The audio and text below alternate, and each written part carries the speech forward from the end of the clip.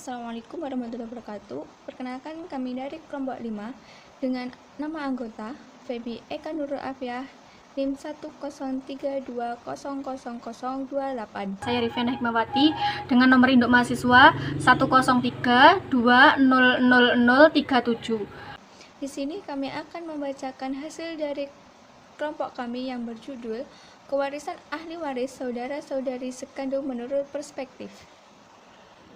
Bab pertama, pendahuluan. Latar belakang. Ilmu waris adalah suatu ilmu yang mengatur tata cara pembagian harta peninggalan dari pewaris kepada ahli waris yang ditinggalkannya, dan proses pembagiannya dilakukan setelah pewaris meninggal. Konsep waris yang masyhur di kalangan masyarakat Indonesia yaitu kewarisan menurut golongan Sunni, Syiah, konsep waris menurut Hadzairin dan KHI. Hadzairin dan ulama Syiah mempunyai pendapat yang berbeda dari ulama Sunni, yang mana konsep kewarisannya dipakai oleh mayoritas umat Islam di berbagai negara. Maka, dalam konsep kewarisan di Indonesia, hendaknya bisa mengambil konsep yang bisa membawa kemaslahatan bagi seluruh masyarakat Muslim di Indonesia, tanpa harus melihat dari golongan mana pendapat tersebut diambil. Bab 2 pembahasan. A. Pengertian kalalah. Ketentuan kewarisan saudara dalam Al-Quran terdapat pada ayat yaitu surat Al-Nisa ayat 12 dan 176. Ayat tersebut memuat perolehan saudara apabila pewaris meninggal dalam keadaan kalalah, yaitu makna kalalah secara bahasa merupakan bentuk masdar yang berasal dari akar kata kalla yang memiliki arti penat, lemah, letih, dan lesu. Menurut pendapat beberapa ahli bahasa tentang pewaris yang kalalah, yaitu orang yang tidak mempunyai anak dan orang tua, orang yang tidak mempunyai keluarga dan kerabat, serta orang yang meninggal, orang yang tidak mempunyai anak, dan orang tua atau saudara. Ahli waris yang kalalah adalah saudara seibu dan saudara seayah. Saudara seibu disebut dengan kalalah ibu dan saudara seayah disebut dengan kalalah seayah. B. Ahli waris dalam berbagai perspektif. Dalam perspektif Sunni, dari pemahaman mayoritas ulama tentang pengertian walad bahwa walad itu hanya untuk anak laki-laki saja serta keturunannya dari anak laki-laki tersebut. Dalam hukum kewarisan Sunni, hak menerima harta warisan pertama kali diberikan kepada mereka yang bagiannya telah ditetapkan di dalam Al-Quran atau lazim disebut sebagai Al-Sab Al-Furuj atau Dal Al-Furuj. Anak perempuan serta keturunannya tidak termasuk ke dalam pengertian walad. Pembatasan pewarisan hanya pada keturunan melalui garis laki-laki adalah aturan tentang nasab, sedangkan keturunan dari anak perempuan dimaksudkan ke dalam kelompok Dawi al-Arham. Pandangan mayoritas ulama Sunni yang memasukkan keturunan dari anak perempuan sebagai Dawi al-Arham menurut Hadzairin tidak dapat dilepaskan dari pengaruh kultur Arab yang patrilineal dan para pemikir Muslim klasik hidup dalam sosial-kultural patrilineal. Oleh karena itu, Amir Syarifuddin melihat ada dua hal yang menyebabkan ulama Sunni mengartikan walad adalah sebagai anak laki-laki saja. Persoalan selanjutnya adalah dimasukkannya ayah ke dalam pengertian kalalah. Dalam penjelasan kata kalalah yang terdapat pada surat Al-Nisa ayat 176 tidak disebutkan ayah, tetapi tampaknya ulama Sunni memahami pengertian dari pengembangan pengertian anak karena dekatnya kata walad dengan walid. Bahwa kalalah dalam pandangan Sunni adalah orang yang meninggal dan tidak meninggalkan anak laki-laki serta ayah.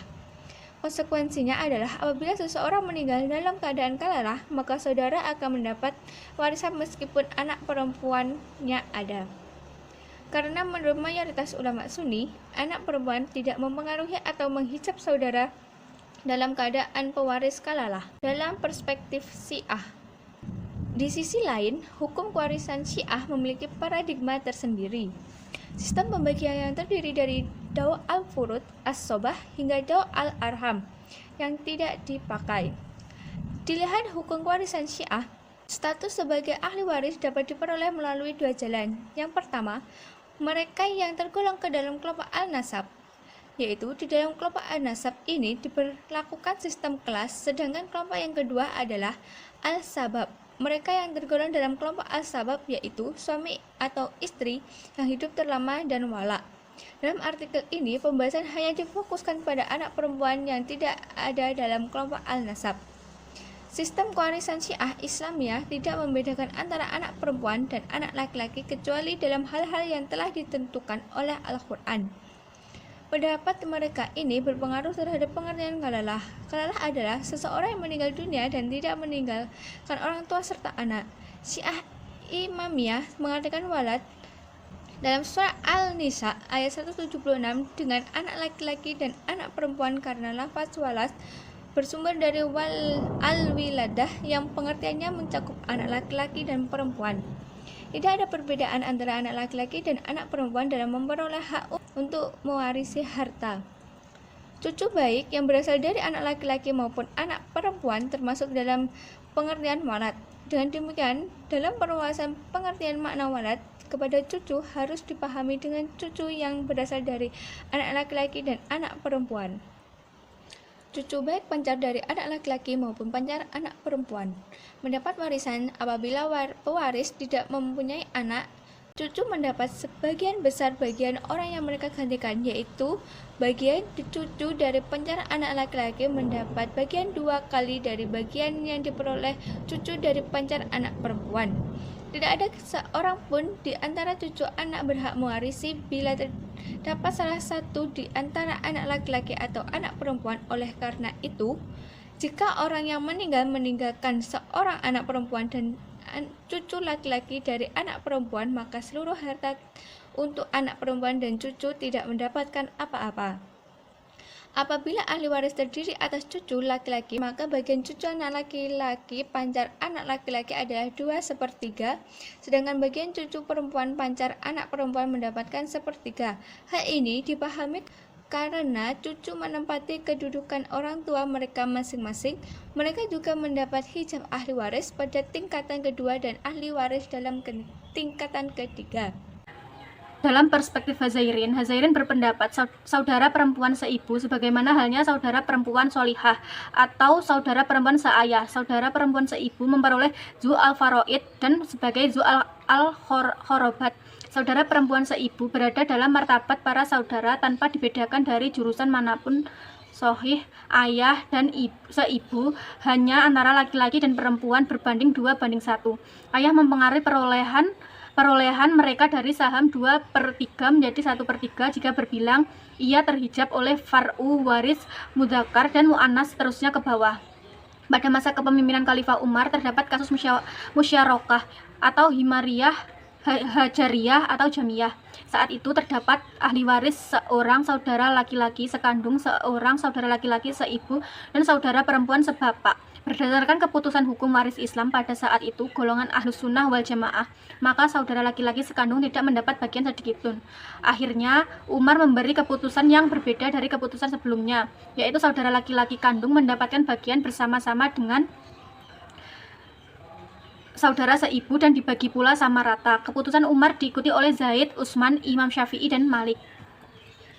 Dalam masalah musyarakah, dapat diketahui bahwa Umar memasukkan saudara laki-laki kandung dalam pengertian saudara di ayat 12, dan dengan demikian cara berpikirnya sudah ke arah sistem bilateral.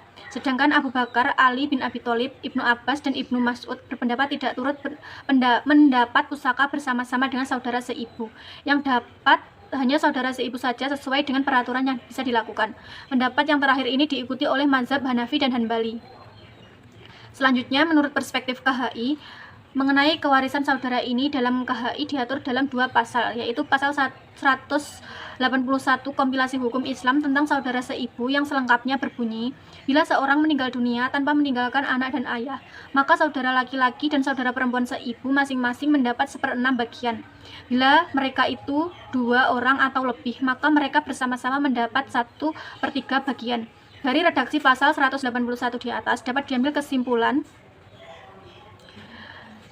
bahwa saudara seibu hanya bisa mendapat warisan dari pewaris bila pewaris tidak meninggalkan anak dan ayah. Jadi mereka terhijab oleh anak dan ayah bagian saudara seibu ini adalah 1/6 bila sendirian dan mendapat 1/3 bila terdiri dari 2 orang atau lebih. Di sini kedudukan mereka walaupun laki-laki hanyalah sebagai zawi al-furud. Bagian untuk saudara kandung dan seayah ini diatur dalam pasal 182 KHI yang selengkapnya berbunyi, bila seorang meninggal tanpa meninggalkan ayah dan anak, sedang ia mempunyai satu saudara perempuan kandung atau seayah, maka ia mendapat separuh bagian. Bila saudara perempuan kandung atau seayah 2 orang atau lebih, maka mereka bersama-sama mendapat 2/3 bagian. Bila saudara perempuan tersebut bersama-sama dengan saudara laki-laki kandung atau seayah, maka bagian saudara laki-laki adalah 2/1 dengan saudara perempuan. Dari redaksi pasal 182 KHI tersebut, dapat diketahui ketentuan tentang bagian saudara kandung dan seayah adalah sebagai berikut. 1. Mereka hanya dapat bagian bila tidak ada anak dan ayah. 2. Saudara perempuan mendapat setengah bila sendiri, 2/3 bila terdiri dari 2 orang atau lebih dan menjadi asobah bil al-ghair bila bersama saudara laki-laki sekandung atau seayah. Yang ketiga, saudara laki-laki kandung atau seayah adalah asobah. Dari kedua pasal di atas, pasal 181 dan pasal 182, nampaknya rumusan KHI mempedomani Quran An-Nisa ayat 12 dan ayat 176 sebagaimana penafsiran para ulama dalam fikih mawaris. Tentang pengertian kalalah dalam ayat tersebut di atas, KHI mengambil pengertian yang dipakai oleh jumhur ulama, yaitu seorang yang meninggal dunia tanpa meninggalkan ahli waris, anak dan ayah. Hal ini berbeda dengan pengertian yang dipakai oleh Hazairin, yaitu orang yang meninggal dunia tanpa meninggalkan anak. Jadi juga dapat diketahui bahwa KHI sama halnya dengan kesepakatan para ulama membeda-bedakan saudara kepada yang kandung, seayah dan seibu. Hal ini juga berbeda dengan Hazairin yang menyamakan pengertian saudara untuk semua. Adapun hal lain yang menarik dikaji dari bagian saudara ini adalah bagaimana ketika saudara berkumpul dengan anak perempuan. Apakah ia mendapat waris atau terhijab? Hal ini terkait dengan pengertian tentang anak. Apakah pengertian anak yang diambil dari kata walad dari Quran An-Nisa ayat 176 tersebut? Apakah walad terbatas hanya anak laki-laki saja atau mengandung arti umum mencakup anak laki-laki dan perempuan? Menurut jumhur sahabat dan tabi'in bahwa saudara laki-laki atau saudara perempuan tidak mendapat bagian apabila bersama anak laki-laki al-ibn. Namun, apabila saudara tersebut bersama anak perempuan al-bintun atau bersama anak perempuan dari anak laki-laki bintun al-ibnun, maka saudara tersebut tetap mendapat bagian. Berbeda dengan pendapat di atas, Ibnu Abbas berpendapat bahwa anak secara umum, baik anak laki-laki maupun perempuan, menghijab atau menghalangi saudara baik laki-laki atau perempuan untuk menerima warisan, dan ini diikuti oleh Daud al-Zahiri. Dan dapat disimpulkan dari makalah tersebut bahwa ahli waris yang kalalah adalah saudara seibu dan seayah. Saudara seibu disebut dengan kalalah ibu dan saudara seayah disebut dengan kalalah ayah. Ahli waris menurut perspektif menurut Sunni yaitu untuk mendapatkan warisan adalah anak laki-laki saja serta keturunan dari anak laki-laki tersebut. Dalam hukum kewarisan Sunni, hak menerima harta warisan pertama kali diberikan kepada mereka yang bagiannya telah ditetapkan di dalam Al-Quran atau lazim disebut sebagai asab al-furud atau daw al-furud. Anak perempuan serta keturunannya tidak termasuk ke dalam pengertian walad. Pembatasan pewarisan hanya pada keturunan melalui garis laki-laki adalah aturan tentang nasab, sedangkan keturunan dari anak perempuan dimasukkan ke dalam kelompok zawi al-arham. Menurut Syiah, yaitu sistem kewarisan Syiah Imamiyah tidak membedakan antara anak perempuan dan anak laki-laki, kecuali dalam hal yang telah ditentukan oleh Al-Quran. Terdapat mereka ini berpengaruh terhadap pengertian kalalah. Kalalah adalah seorang yang meninggal dunia dan tidak meninggalkan orang tua serta anak. Sedangkan pembagian menurut Hazairin yaitu saudara perempuan seibu sebagaimana halnya saudara perempuan sohihah atau saudara perempuan seayah. Saudara perempuan seibu memperoleh zu'al faraid dan sebagian zu'al kharabat.